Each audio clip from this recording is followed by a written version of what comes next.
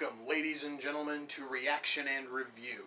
Now, tonight I said I was going to do something off of the Amazon wish list, and I had it boiled down to these two. Now, I am going to say right now that actually about 4 other movies have come in since I filmed that last one, but I thought I'd stick with these two. One of them is from Japan. The other one is from New Zealand. And I'm not going to do the one from Japan right now. Tonight's film is from a legendary film director, the director of the Lord of the Rings trilogy and King Kong. The director is Peter Jackson. This is the second movie the man ever made. That is Meet the Feebles.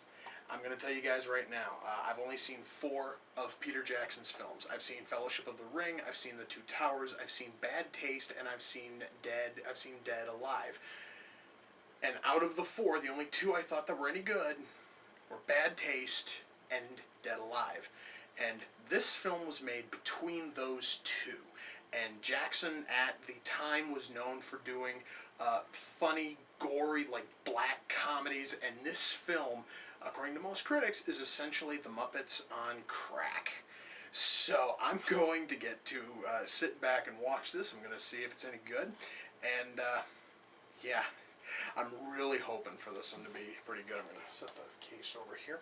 So guys, without further ado, it's time for us to kick off Meet the Feebles. Alright guys, I'm going to say this right now. This actually is a really catchy opening number.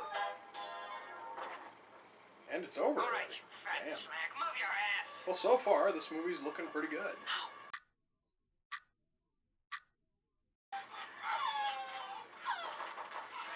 Folks, I just saw a sex scene involving a walrus and a house cat. I'm not even kidding. That is what I just fucking saw. It's a little bit off-putting.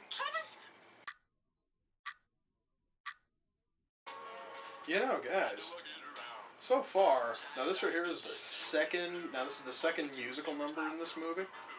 This song's actually a little bit catchy too. In fact, actually, I seriously have a feeling that is a pretty good thing for this movie. I seriously think it's just going to have a fantastic soundtrack if this is how good the music's going to be.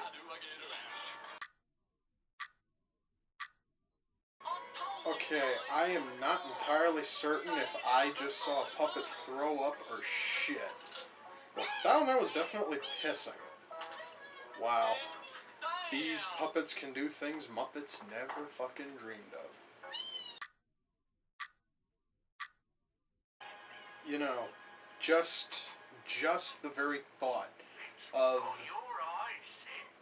a fucking elephant and a chicken screwing is just creepy all by itself. But seeing the offspring of a friggin' elephant and a chicken fucking is even creepier.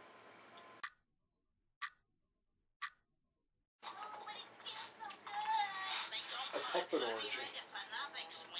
And puppet jizz on top of it. Oh no, wait, never mind, that's not jizz. It just looked like it at first. This movie's definitely fucked up, guys. Okay. I never thought I would live to see the day when I would watch a movie and go, there's far too much puppet sex going on. But this movie's starting to go in that general direction. Oh boy, guys. We are getting Vietnam War stories from a puppet who I think is supposed to be a frog, but I could easily be wrong on that. This actually is pretty fucking cool.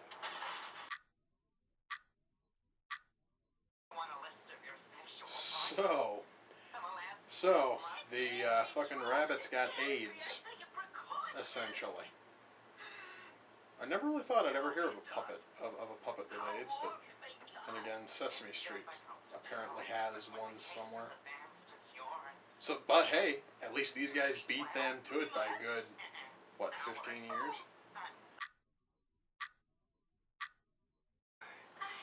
Alright, I'm just gonna say this, guys, right now. This is probably the most depraved thing with puppets I have ever seen.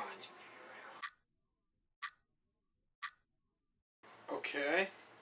At least the plus side is we don't have to see the sex scene between the hippo and the fucking walrus. At least there is that. We just get to hear it. You know, I find it really funny. This film, which is a cast of nothing but puppets, has a better fight scene than anything I did in Turkeys from Turkey Month. That's really saying a lot. Wow, I just saw one of the aliens from Bad Taste in the frickin' audience. That's fucking awesome.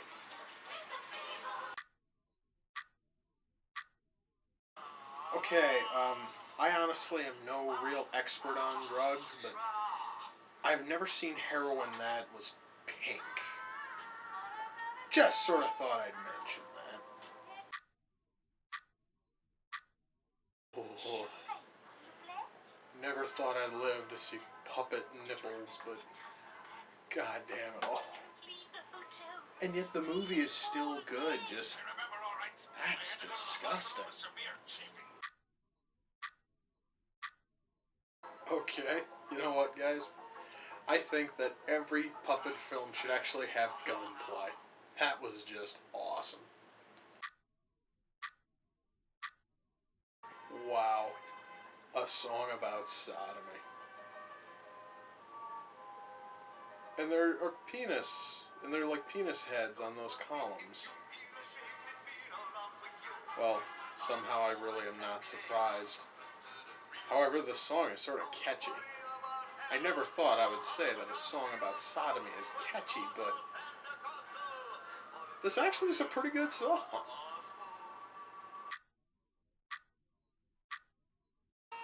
Wow. Well, folks, that's the end of Meet the Feebles. Let me turn this off and let me pop out the disc here.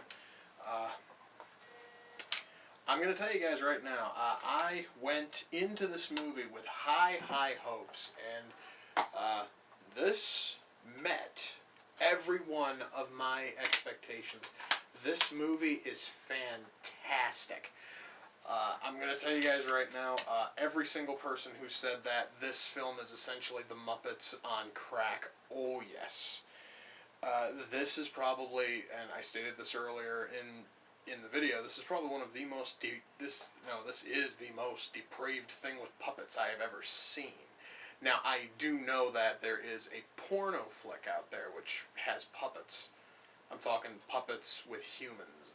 I have heard of it. I've never seen it. God help me, I never want to. But I might, if somebody out there can actually name that film.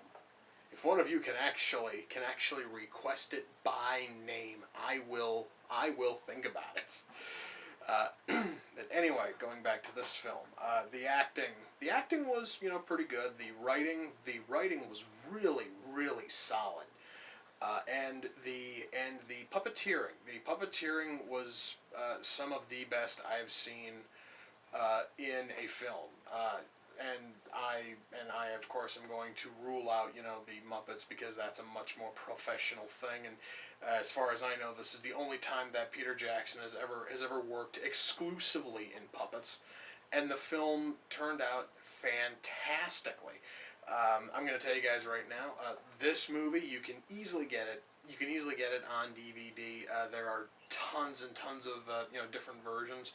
And I do want to mention at least the version which was sent to me. It's from a company called Substance. Was released apparently, at least the back of the DVD here has a copyright year of 1999.